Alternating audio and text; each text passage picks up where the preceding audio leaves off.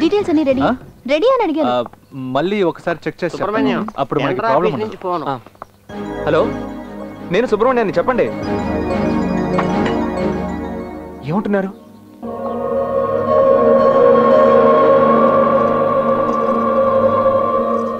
₹1 తేడాతోనా? అవును సార్. అలా జరిగే ఛాన్సే లేదే. లేదు సార్, వాళ్ళు మనకంటే ₹1 తక్కువగా కోట్ చేశారు. వి వర్ హెల్ప్లెస్. ఏమైంది సుబ్రహ్మణ్యం? ₹1 తేడాతో కాంట్రాక్ట్ మాల్ని చేతికెళ్ళిపోయింది. ఏంటని అనువనేది? నిన్ను గెలిపించడానికేగా కార్తీక్ అనే వచ్చి కొటేషన్ గురించి అడిగాడు. ఏంటో నువ్వు అనేది? కార్తీక్ ఇక్కడికి వచ్చాడా? అవునన్నయ్య, కార్తీక్ అన్నయ్య వచ్చి అంతా అక్క ఆడిన డ్రామా అని తెలియక సుబ్రహ్మణ్యాన్ని అపార్థం చేసుకున్నాను. అందుకని కొటేషన్ అమౌంట్ తెలిస్తే దానికంటే ₹1 ఎక్కువ కోట్ చేసి అక్కని ఓడించిన తర్వాతే నీకు తన మొహం చూపిస్తానన్నాడు. అంతవరకు నీకు ఈ విషయం చెప్పొద్దని చెప్పాడు. అందుకే ఆ ఫైల్ తనకి ఇచ్చానన్నయ్య. వాడినంత తేలిక ఎలా నమ్మావు? శత్రువు అయినా కళ్ళ నీళ్లు పెట్టుకుంటే అనుమానించకూడదని నువ్వే చెప్పావు కదా అన్నయ్య.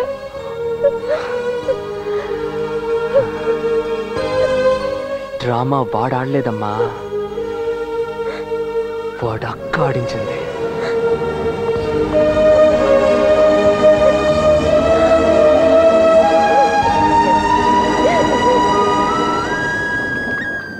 అమ్మా, నేను మాలిని దగ్గర ఓడిపోయేలా ఉన్నానమ్మా. టెండర్లో గెలిచారు కాబట్టి వాళ్ళు పోగొట్టుకున్న ఆస్తులన్నీ మళ్ళీ సంపాదించేలా ఉన్నారు. ఇప్పుడు ఏం చేయాలో అర్థం కావట్లేదు. ఇప్పుడు మనం కొన్న ఆ స్థలంలో చిన్న సుబ్రహ్మణ్యేశ్వర స్వామి గుడి కట్టిద్దాం. ఆ సుబ్రహ్మణ్యం ఈ సుబ్రహ్మణ్యాన్ని చూసుకుంటాడు. మాలిని, మనం మోసపోయామమ్మా. ఇలా చూడు, ఏమైంది? సుబ్రహ్మణ్యం ఫ్లాట్స్ కట్టబోతున్నట్ట. సో ఎక్కడో తెలుసా? మనం కట్టే చోటుకి పక్కనే. అక్కడెక్కడ గ్రౌండ్ ఉంది? ఎందుకు పనికిరాందని మనం వాడికి స్థలం అమ్మేమా? ఈవేళ ఆ స్థలమే మనకి శనిలో దాపరించింది. అవును, మనం అమ్మేసిన అదే స్థలం. అంతేకాదు, వాడు మన ఫ్లాట్స్ లాగా కట్టబోతున్నట్ట, కానీ సగానికి సగం రేటుకి అమ్ముతాట.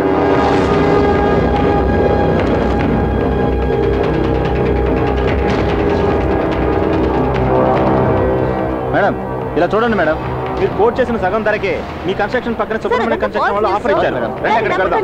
రండి. వాస్తు ప్రకారం కట్టిన ఫ్లాట్లు తక్కువ రేటు. అయితే మాకు 2 ఫ్లాట్లు ఇవ్వండి సార్. 2 ఫ్లాట్లు కావాలా? అవును సార్. ఏమయ్యా, వీళ్ళ దగ్గర డాక్యుమెంట్స్ అవి తీసుకో. ఏమిటి ఉదయాన్నే అప్పులు వాళ్ళ కట్టుకొని వచ్చారేమిటి? మేము మీకు ఇచ్చింది అప్పే కదా మేడం. అందుకని ఇంటికి వస్తారా? ఆఫీస్కి రండి, ఫ్లాట్స్ అన్ని అమ్మి మీ అప్పు తీర్చేస్తాను. ఎలా అమ్ముడుపోతాయి? సుబ్రహ్మణ్యం గారు అనౌన్స్ చేసిన రేట్ చూస్తే మీది ఒక్క ఫ్లాట్ కూడా అమ్ముడుపోదు. మావయ్య, వెంటనే ఇంటి డాక్యుమెంట్స్, ఆఫీస్ డాక్యుమెంట్స్ తాకట్టు పెట్టి వీళ్ళ అప్పు తీర్చండి.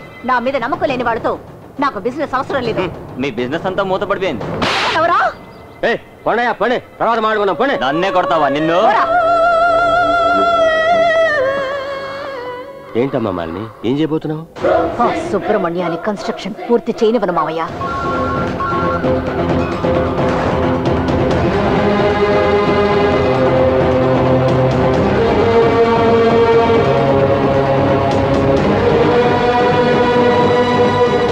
ఏం సార్ మీరు అనేది? ఎంత కష్టపడి డబ్బులు ఏర్పాటు చేసి పని మొదలు పెట్టాం, ఇప్పుడు కన్స్ట్రక్షన్ పనులు మధ్యలాగా అంటే ఏంటి అర్థం? సార్, ప్రాబ్లం ఏం లేదు సార్, సిమెంటే.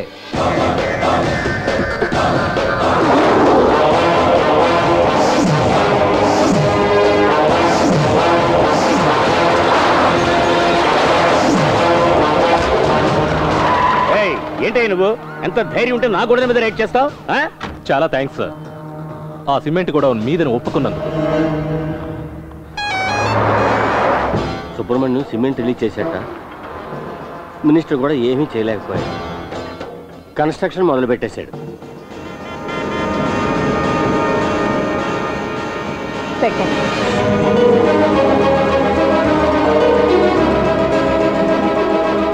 అక్క, సుబ్రహ్మణ్యం ఇంకో 10 రోజుల్లో ఫ్లాట్స్ కట్టడం పూర్తవుతుంది అక్క.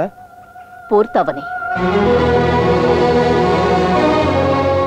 మాలిని, ఆ ప్లాట్ఫామ్ సుబ్రహ్మణ్యం కన్స్ట్రక్షన్ పూర్తి చేశాడు. రేపు అందరికీ తాళం చెవులు ఇస్తాట. ఇవ్వని. ఇవ్వనియా? ఏమంటున్నావు? ఇస్తే మనం రోడ్డున పడతాం.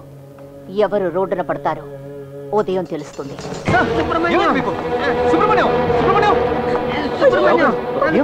కొట్టి ఆమెను ఎవరో తీసుకెళ్ళిపోయారు. హలో మిస్టర్ సుబ్రహ్మణ్యం, నేను మాలిని మాట్లాడుతున్నాను. భయపడకు, స్ట్రైట్ గా డీల్కే వస్తాను. నీ దగ్గర ఉన్న ఫ్లాట్స్ అన్ని అమ్మేస్తే నా ఫ్లాట్స్ ఏవి అమ్ముడుపోవు. నేను రోడ్డున పడతాను. రోడ్డున పడకుండా ఉండడానికి నేను ఏవైనా చేస్తానని నీకు తెలుసు. కరెక్ట్గా 1 అవర్ తర్వాత మళ్ళీ ఫోన్ చేస్తాను. నా దగ్గర ఉన్న యామినియా, నీ దగ్గర ఉన్న ఫ్లాట్సా? ఆలోచించి మంచి నిర్ణయం తీసుకో.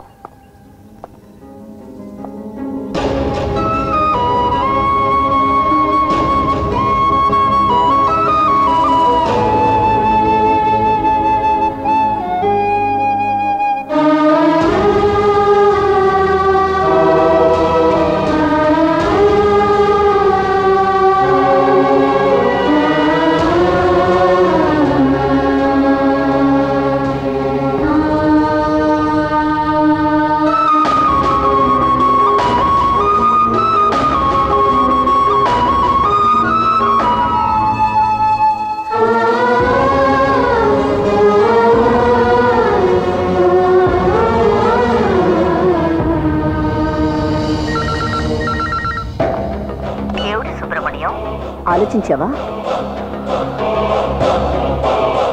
యామిని చంపే వీలైతే వచ్చి నేను ఫ్లాట్స్ అమ్మడం చూడు. నీకేమైనా మతిపోయిందా? ఇన్నాళ్ళు ఆ మాలినితో పోటీ పడి నీకు డబ్బు పిచ్చి పట్టుకుందన్నయ్యా. ఆ అమ్మాయిని చంపి మనం బతకాలంటావా? ఇదే పాత సుబ్రహ్మణ్యం అయితే నా మాట వినేవాడివి. ఇప్పుడు నువ్వు కోటీశ్వరుడివి. ఈ ఎంగిల్ ప్లేట్ కడిగిన వాడి మాట నువ్వు వింటావా? చనిపోయిన మీ అమ్మ కోసం నీ ప్రియురాలు ప్రాణాలు తీయమంటాక నీకు మనసులో వచ్చిందిరా? ఎలా నాన్న? అమ్మ చనిపోయిందన్న మాట నువ్వు ఎలా అనగలిగావు? బుల్డోసర్ ఎక్కించి అమ్మను చంపాలని ప్రయత్నించినప్పుడు నా మనసు ఎంత బాధపడిందో నీకు తెలుసు కదా. గత 12 ఏళ్లగా నా కష్టం, సుఖం, సంతోషం అన్ని అమ్మతోనే పంచుకుంటూ బతుకుతున్నాను కదా నాన్న. ఒక్క మాటతో నా మనసును విరిచేసావు నాన్న, విరిచేసావు. అమ్మ చచ్చిపోయింది అనుకుంటే అసలు ఈ గొడవే అవసరం లేదు కదా నాన్న. నేను ఇడ్లీ కొట్టుతో సంతోషంగానే ఉన్నానుగా. నేను అడిగానా ఈ డబ్బు, ఆస్తి, అంతస్తు, హోదా ఇవన్నీ? నువ్వేమో నాకు డబ్బు పిచ్చి పట్టింది అనుకుంటున్నావు. నువ్వు నేను నీతో కలిసి ఎంగిల్ ప్లేట్లు కడిగిన విషయం మర్చిపోయావు. కానీ మీ అందరికీ ఒక్క విషయం అర్థం కాలేదు. యామిని మీకు కోడలు, నీకు వదిన, కానీ నాకు భార్య. ఆ బాధ నాకే తెలుసు. నాకు 4 యామినీలు దొరకొచ్చు, కానీ ఒకే ఒక్క అమ్మే మాలిని గెలిస్తే అమ్మ ఆత్మ శాంతించదు నాన్న.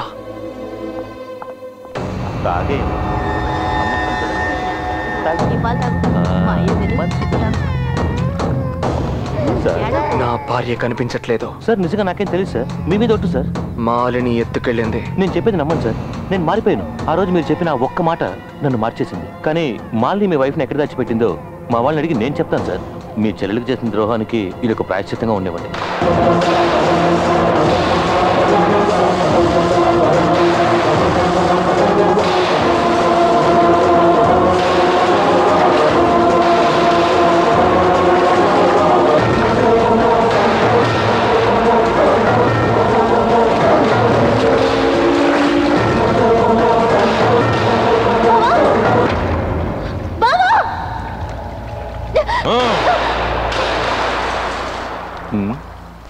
ఫోన్ ఉందా? ఉంది. పోలీసులకు ఫోన్ చేయాలా? చెయ్యి.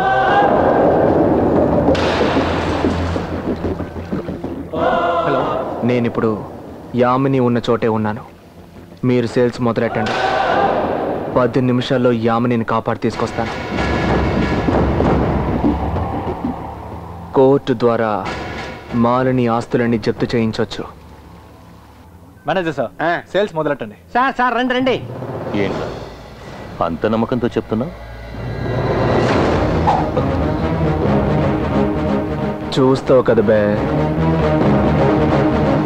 సుబ్రహ్మణ్యం, వీళ్ళందరూ నువ్వు కొట్టే మొదటి దెబ్బకి 10 అడుగులు దూరంగా వెళ్ళాలి. అమ్మని తలుచుకో.